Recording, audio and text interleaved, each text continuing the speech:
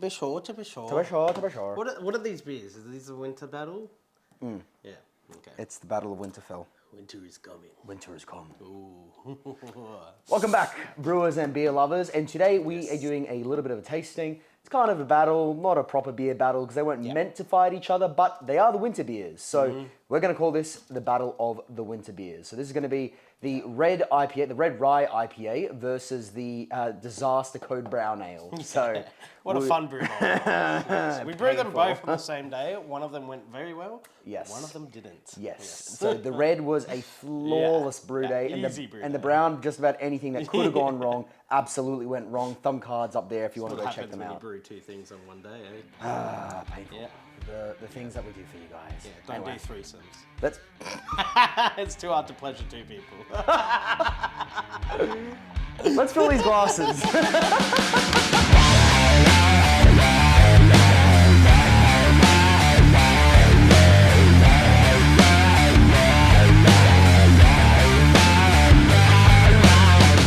Right, we've got beers. Wow. Yes. So the red is definitely red. Yeah. It's actually, it's quite a good color. It's not as ruby dark as I wanted. I probably wanted it one shade darker. And then the other way around, the brown, is not very brown. I mean, it's a little black. it's pretty dark. It's pretty dark. It's kind of hard. Oh, I smell that off the bat. Holy crap. Yeah, it is brown, very, very dark brown though. It's Yeah. yeah. Smell them both. Are you happy with the colors? So would you change the colors for the brown? Well, I'd flip them. So I'd make the red slightly darker and the brown slightly lighter. Yeah. Okay. That's all I'd change color-wise. It's just minute changes. All right. Aroma. Smelling the red. Aroma. You can smell the hops in the red. Jumps out at you. I can smell the coffee coming off that brown. Oh, the brown, yeah. That reminds me of the white stout. Yeah, there's a lot of roasted coffee coming off the brown, which is not quite right, to be honest. So I said it at the end of the brew day video. I was slightly unhappy with my use of the black roasted barley. I was doing that for the color. Yeah. And you think it came through too much. It came through too much. It's Yeah. too much roast for a brown. Like as a beer, great beer. As a brown, not quite what you want. You want more nuttiness and breadiness rather than, coffee and roast. That's like stout territory. That was a fun brew day. All right, let's get into it. Let's start with the red. Red. Start with the red. Yeah, the red's good. I like the red. Yeah. It's now been in the keg for 2 weeks, I think, maybe 3 as of filming right now. And the great part about that is, first of all, the clarity it's cleared right up, so you can see my fingers straight through the glass, which is great. That's what you want with a red. You want to display the color, but with complete clarity. And the other thing that's really great is it's given the hops a couple weeks to just settle down a little bit. Yeah. Like with IPAs, was that punching before? It was it was a little slightly harsh, like almost like a burning sensation, but that fades. Yeah. So like that's the thing. IPAs fresh is best, but you don't really want, next day fresh because that hop really just jumps out at you in a bit of an aggressive way. Yeah. And just giving it a couple weeks in the keg. What are the general rye flavors you're getting out of it in terms of the malt? I mean, it's not bad. It reminds me a lot of the West Coast, quite a lot. Very similar. Well, this one was, like all my IPAs now, have backbones that are based back on the West Coast that we did with the guys at Santa Fe, because it's just such a well-constructed classic IPA. Yeah. I'm kind of using what I've learned from that in the other IPAs that I've been making, because a red is basically a West Coast, but red. Yeah. So it's just got more specialty malts to bring out more of that candied prune, kind of dark caramel and toffee-like sweetness coming through, and like fruitcake kind of thing. Yeah. So I'm definitely getting spice from the rye. It's nowhere near as overbearingly spicy as that original rye. Do you remember that one? Yeah. Like that original red rye 2 years ago, thumb card up there. The House of Dragon one? Or the original House of the Dragon, Fire and Blood red IPA. That one was very spicy, just a little bit too spicy. This one, and I wonder... It's not as intense. Well, I wonder if that was the flaked rye, because I use the same percentage. I use the same amount of rye in this one as I did on that one. Just a different type of rye, though. Yeah, I think the flaked rye just comes through a little less intense than traditional rye, which I don't mind. It's fascinating. I guess if you're gonna try and punch for a super rye heavy thing, you'd probably go traditional rye then, because it did feel like it carried more of that traditional cooking spice and kind of earthy robustness to it than what the flaked rye does. Yeah, that clarity is cool. It's good. And then besides the rye, there's a lot of like residual sweetness, like chewy mouthfeel. Yeah. Not thick, Nice. just like chewy with the flavor. Like there's a lot of caramel and then like fruitcake kind of flavors going on, like rich flavors, not overbearingly sweet, just like rich sweetness. Yeah. Yeah. Reminds me very much of the West Coast, which I liked as well. So this one is very nice. Yeah. Very nice. And it's got a nice hoppy punch to it. This one came out. Not as intense on the hops compared to No, previous, it's not. like a hazy or Nipa, like, oh, there's a... Yeah, that, yeah. fruit bomb. It's Yeah. not a full fruit bomb, it's more like fruit salad. Fruit cake. Fruit cake, Not that's fruit what it salad, is. yes. And bear with me a moment, I'm gonna get stats up on what we ended up with each of these.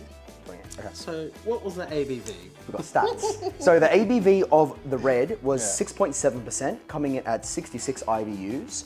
The brown came in at 6.2% at 28 IBUs. So happy with the IBUs. The booze is heavier than it was meant to be. Let's have a sip. I haven't tasted it yet. This is the first time for True. me. Oh, true, yeah. I can smell the coffee off the bat. Now that's the weird thing. It's like, great beer, not a brown. Not around. Not a brown. That tastes like the white stuff, but brown. Cut black. It does taste a lot like, Similar. it's got a lot of similar coffee characteristics to the white stout, which is interesting because the white stout was only coffee beans. Yeah. This is no coffee beans, just coffee malt, black roasted malt. Yeah. So it just goes to show how similar those flavors actually are. Wow. Wild. Yeah.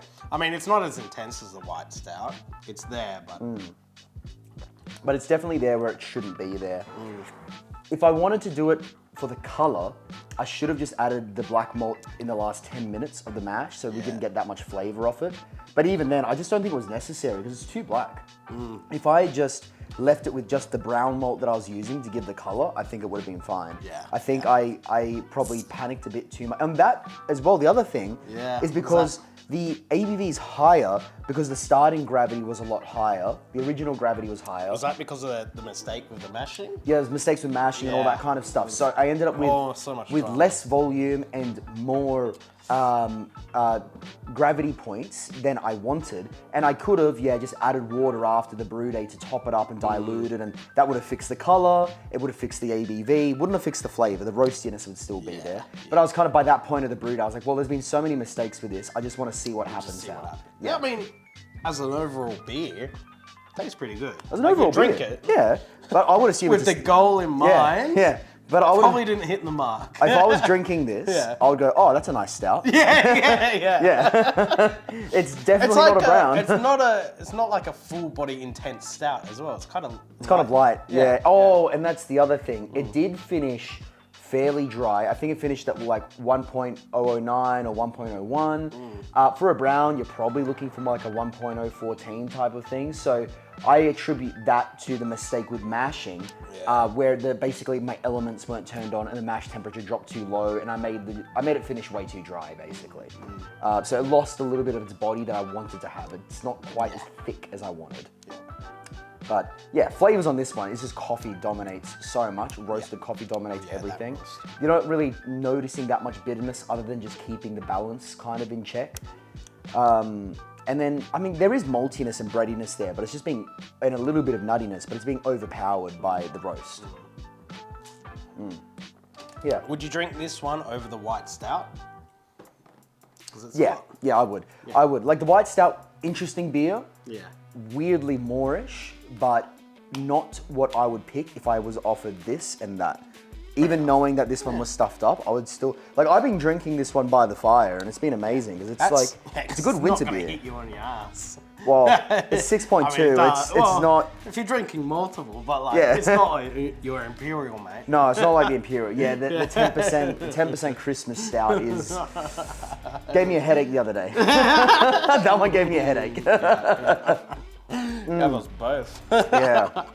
Okay. Yeah. Which do you prefer between the two? They're very different beers. Yeah, very different Very beers. nice winter beers. Like I can see you drinking both. Like I'd say you'd lean more to obviously the stout during the winter, or warmer.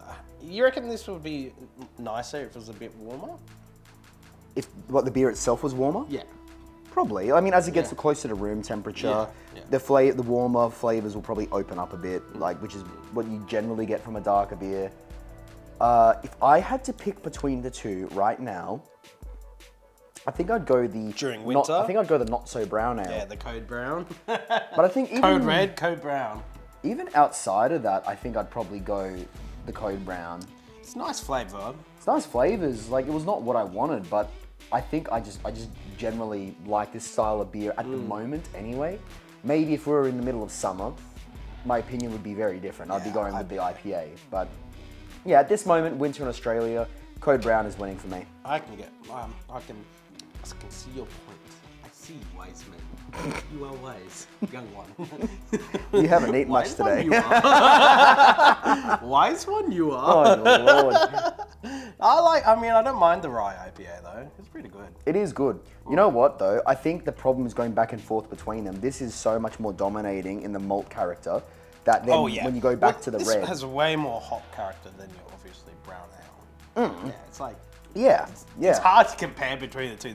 Which one you drink during a winter day by the fireplace? You know what we should do, and we'll do this on Patreon, is we'll go red IPA versus the black IPA and see which one comes out on top there. So if you guys want to check that out, link to Patreon down below. We'll do it by the fire. We'll do it by the fire. We'll do it by the fire, yeah. So link to Patreon down below if you want to see that one. It's State of Origin night, so... It is tonight. It is State of Origin. So hopefully this is the year. If you don't know what State of Origin, it's just basically rugby in Australia. It's our version of Super Bowl, so yeah, it's important. Just with a lot less stakes.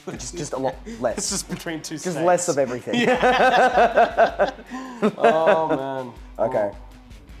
We've rambled long enough. Final verdict. Not what I wanted. Really love it anyway. Yeah. Like the accidental child you have when you think you're done having kids. So you think you're giving birth, but it's actually a code brown. And on that bombshell. Yeah. And this is like that time of the month, is it? I don't know. We're going there. You're weird, mate.